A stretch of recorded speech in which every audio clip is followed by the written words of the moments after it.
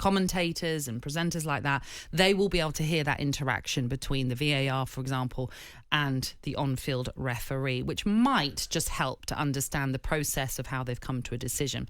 I found that really fascinating. And I think, for me personally, I think that's great, because I'd like to know how they come to a decision. Whether you believe they're the right decisions is another discussion altogether, but that's down, I always say this is down to the subjectivity of football laws. Getting on to the point about post-match interviews and referees, Cass. Howard Webb obviously is worried that it would just be a case of, well, the only time you're ever going to want to hear from a referee is if he's made a mistake. You know, in a way, how many times do you want to hear from a ref who's had a great job? Probably we wouldn't want to, because what are they going to say? Yeah, I got everything right. Cheers. Yeah. Do you understand Howard Webb, how he's a little bit hesitant about that?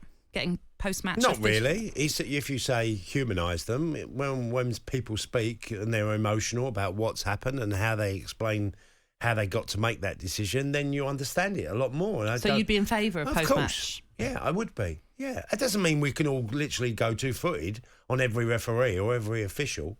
I wouldn't want to do that. I'd just like him to explain why he's made that decision. You know, and there will be people that will be angry, and there's going to still be mistakes. Nothing's going to change in that respect, is that we just get the guy in front of us saying, well, look, I made this call. We thought it was the right one at the time. Let's not get away. We are still going to be seeing awful decisions at times. That's just human nature.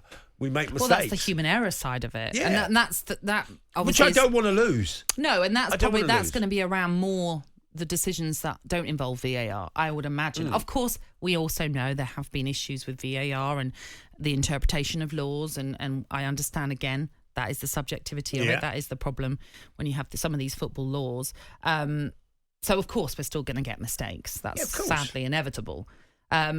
I can kind of understand, though, Howard Webb's hesitance, because, like I say, how many times are we going to say, do you know what? Craig Pawson had a great day out there refereeing. Let's bring him out and have a good old chat with him. Because he's hardly going to say anything but, yeah, I got all of them spot on. And then he's going to sound arrogant. Then he's going to sound... No. Do you know what I mean? We can misinterpret it in so many ways. So I can see why he's trying to just hold it back a little bit, Howard Webb. And maybe that's also partly down to do they need media training? I don't know. Okay, so if a referee has had a day and he hasn't got anything wrong, and he comes on air and he gets asked the question and he turns around and says, well, to be honest, it was an easy game to ref.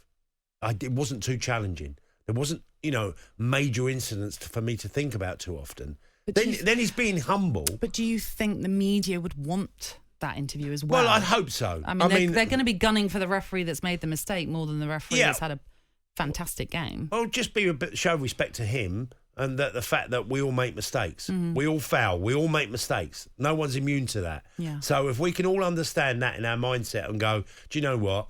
Yeah, he's got that one wrong. How's he done over the course of the season?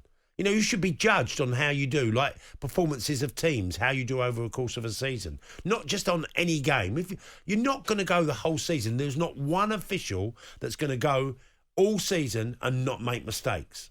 I've spoke to referees after my playing days, and I've chatted to them, and they'll say, "Oh, that night I made a terrible decision, got it completely wrong." Okay, that's still going to happen. So to me, it's like, understand that. If you're a continual, offender, you keep making bad decisions, obviously you're going to get demoted. You're going to probably have to ref other games. So be as good as you can be. But if you're a football player and you play badly enough times, you'll get dropped. If you're a striker and miss enough chances, you'll get left out of the team. So it's just, the referees, it's a standard. They have to reach a certain standard in their performance as well.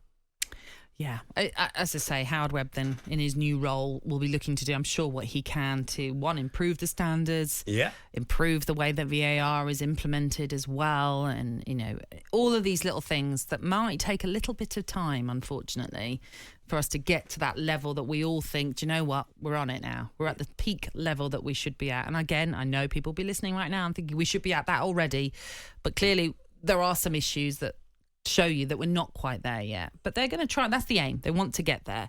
There's lots of good things in that. I listened to that interview, and it was really interesting about managers and their behaviour as well. Yes. Which I found that really interesting. What did you like about that? Well, managers are taking it too far, and me and you have chatted at length for this, Nat, where we're seeing so many on the staff and the coaching side that get way too involved, and they're pushing boundaries all the time.